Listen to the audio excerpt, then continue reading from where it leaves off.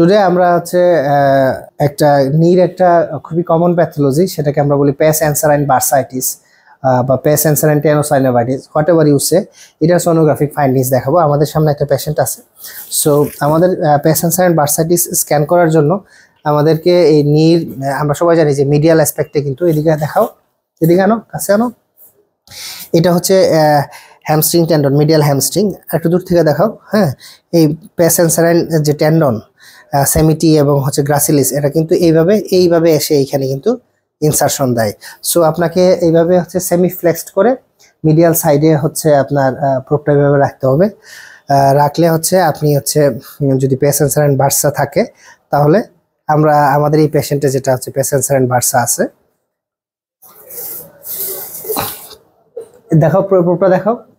এই যে প্রোপটা ঠিক এই জায়গায় আমরা ধরলাম, ঠিক এইভাবে along the direction of the সেমিটি, আর যেখানে ইনসারশন দিচ্ছে মিডিয়ালি জাস্ট টিবিয়াল টিউবারোসিটির হচ্ছে 2 to 3 centimetre laterally, sorry medially, এবং প্রোপটা এইভাবে না ধরে আপনাকে ধরতে হবে প্রোপটাকে ঠিক এইভাবে ধরলেও আপনি পাবেন। কিন্তু যদি আপনি along the course of the semitilunasus tendon দেখতে চান, তাহলে আপনাকে কিভাবে ধরতে হবে, ধরলে যে ভিউটা আমরা এখানে দেখতে পাচ্ছি, এদিকে কাছে নিয়ে আসো।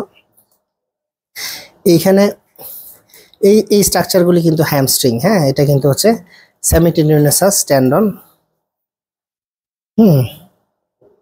এটা টেন্ডন, এদিকে হচ্ছে মাস্কুলোটেন্ডিনাস জাংশন, এবং টেন্ডনের উপরে এবং নিচে যে এই যে হচ্ছে কালেকশন, এগুলি হচ্ছে কিন্তু বার্সা বা বার্সাল ইফিউশন। হ্যাঁ, সো এই পেস অ্যানসারাইন বার্সা কিন্তু নর্মালি এত বেশি ইফিউশন থাকে না, অনেক সাটল অ্যামাউন্ট অফ ইফিউশন থাকে। ইন দিস পেশেন্টে কিন্তু তার সেকেন্ডারি চেঞ্জ হিসেবে, যেহেতু তার নিউ অস্টিওআর্থ্রাইটিস আছে, তার কিন্তু হচ্ছে পেস অ্যানসারাইন বার্সা কিন্তু ইনফ্লামড হয়ে এখানে কালেকশন জমে আছে। So this is the tibial tuberosity, so tibial medial condyle, and this is the pes anserine tendon, and this is the pes anserine bursa, আর এটা হচ্ছে MCL, এটা হচ্ছে MCL tendon।